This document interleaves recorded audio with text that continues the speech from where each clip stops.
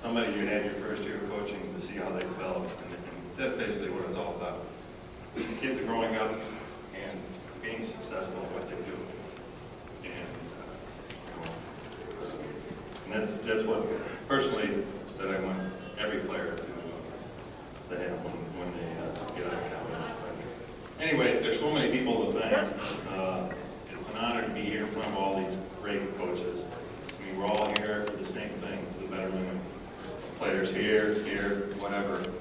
But it's just great over the years, being in Wisconsin, coaching for 33 years, to have gotten to know the people that I've known, referees, players, coaches, families, and it's just been an honor.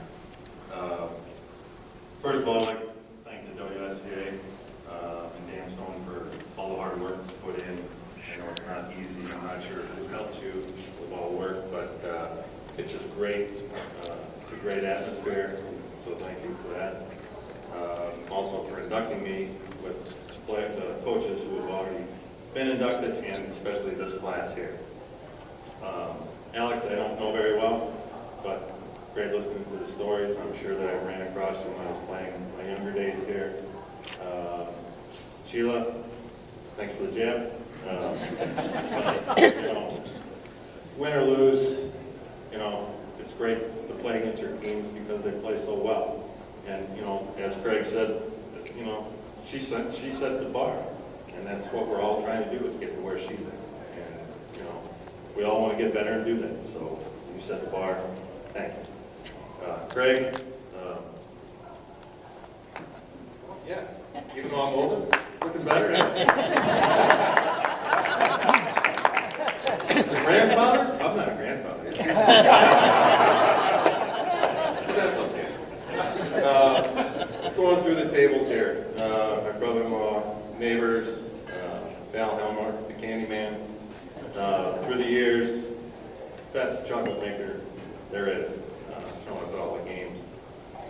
Neighbors, professors, nothing next table there. Ex-card players. Well, not ex, but they're pretty bad card players. But those two young guys there, got to know them a long time ago. They hate this story.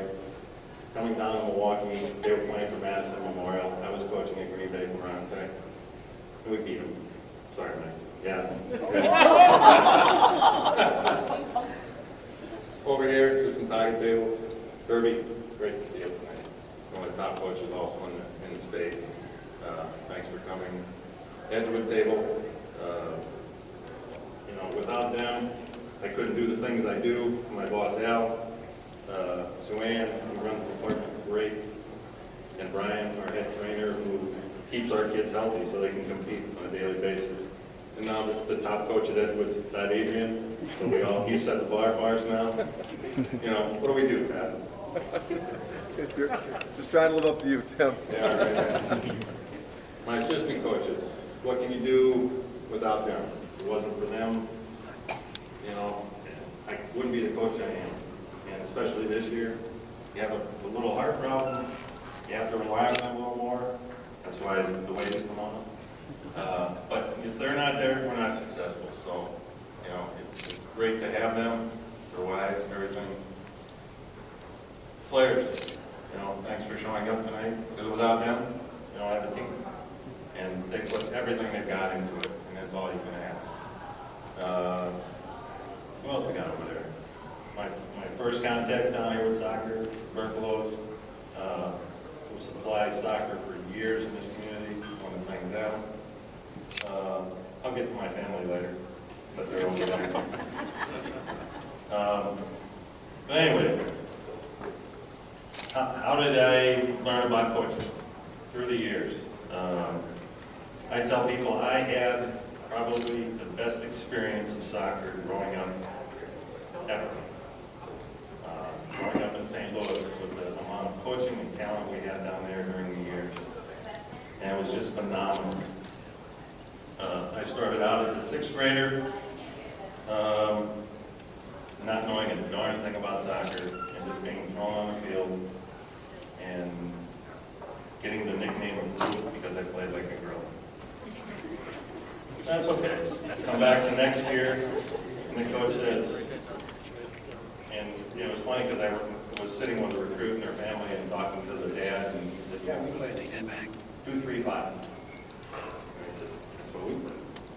So somebody could relate to it. 2 defenders. You think of doing that now? Well, Tim, you're playing defense because you're one of the bigger guys on the team. How we did it, I don't remember.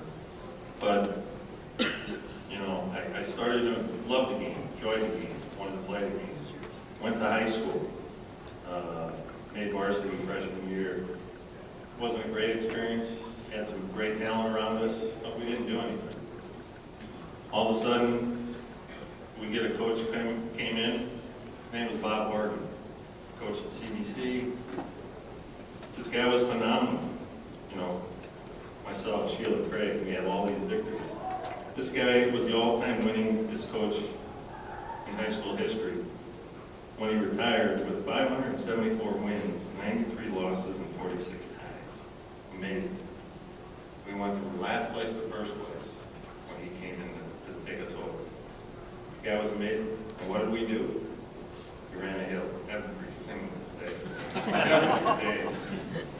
And then it didn't stop there because then the football team wanted to run as much as we did. And so then when we came out to practice, we had to run more than they did. It's like they didn't quit. But I was never in a better shape of my life. Went on to play club soccer, which they said, you should try out for this team. It was Seco, which then turned into Busch Gardens, coached by Petey Vasquez, who won some national titles with Seco. I said, no way I'm making this team. Made the team. And guy would pull up at a park, open his trunk, throw some stuff out, we'd practice. No field, just practice. And taught me so much about the game, so much. Went from high school to junior college in St. Louis. Had a coach called, his name was Bob Bresnahan, our assistant coach was Gary Renton, who played for Chicago, thing in St. Louis Stars. Never made us run so much again. But the guy taught me so much about soccer as a defender. And I still think I have a bad neck because he grabbed me by the neck, by the shirt, say, here you go, talk, here. And it was just amazing. And as you're going through this, you're taking, all this knowledge. And it's just being stored and didn't come out till you start coaching. Transfer to Green Bay and, go away from home and you leave your family and I get to meet the Santaga family. And although I started coaching after I graduated, he asked me to come on as his assistant coach. Took me into their family, got to know all the sons. Only got to work with them that 1 year, but taught me a tremendous amount. Especially this time, Greg taught me how to be a buffer because I couldn't understand them, so I had to try and translate to the players. But it was fun. Then he asked me, he says, how would you like to coach the high school? And had Greg and Scotty there, and I said, sure. Applied for the job, got the job, and there it started. And it was amazing. I thank Montre for taking the opportunity to hire me because, without that start, who knows? And my skills weren't, fine. It was what you took, taught the kids, you worked them hard. Greg said I ran with them, and I loved running with them across the street over to the hill. And I'd say anybody who didn't beat me had to run more. And so you kind of let them give them a little head start. And then all of a sudden you pass them because they thought they were, oh yeah, I'm beating coach. And that was fun, because I was still a kid, still am a kid, and it's fun.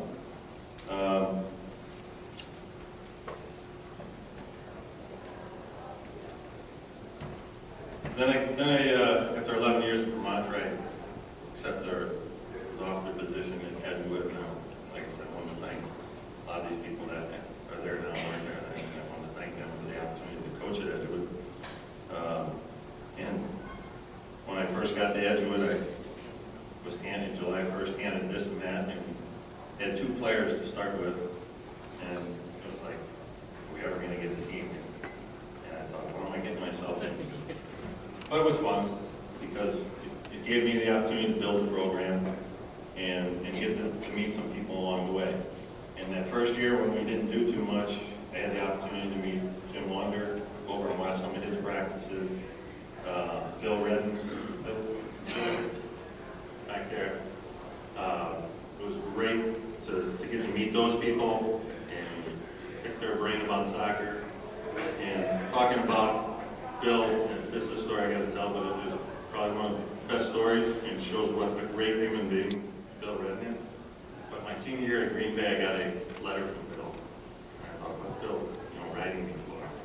And my grandfather had died, and he knew him from St. Louis, and it was, just for him to write that letter and send it up was, that's what I said. You couldn't ask for a better man. So Bill,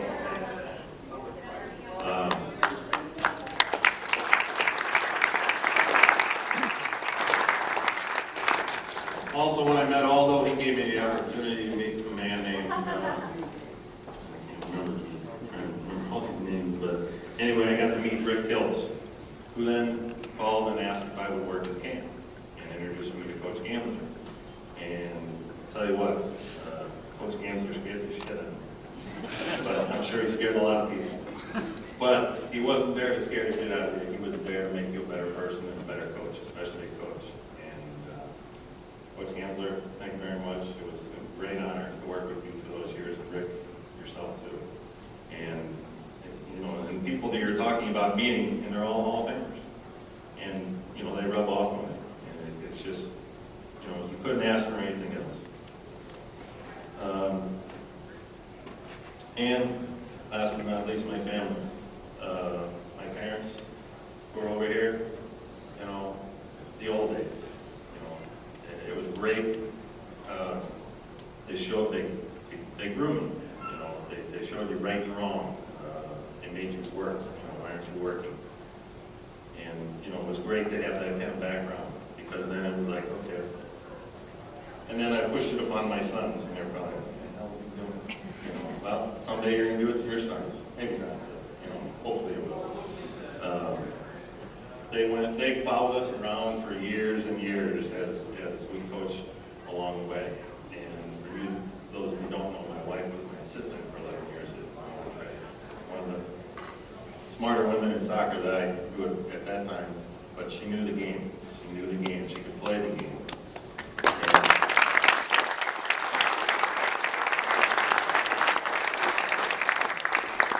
And I always hated, but I'd be coaching. Pacing, and then this little head. I think you should do this. Really? Yeah. I think this will work. And then you sit there and you go, this is right. 95% of the time. I have to have 5%. And it was great. I mean, you couldn't ask for anything better. And save the best for last, it's my wife. I mean, without her support and growing, raising our two boys and all the things she does, she's great. And even, I'll come home from a long day, 2 games on the road on a Saturday, not the games though, if they're away. She can't really say much. When the games are at home though, you walk in and say, oh, this person had a good game. Really? That person had a game. Really? So now I have to think the game all over again. As I said, 95% of it is totally right, And then you go out and practice the next day and say, nice job. But she always pushed, compliment.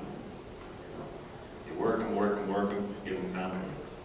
And ladies and guys over there probably don't give you as much as I should, but I give you what you get because of her.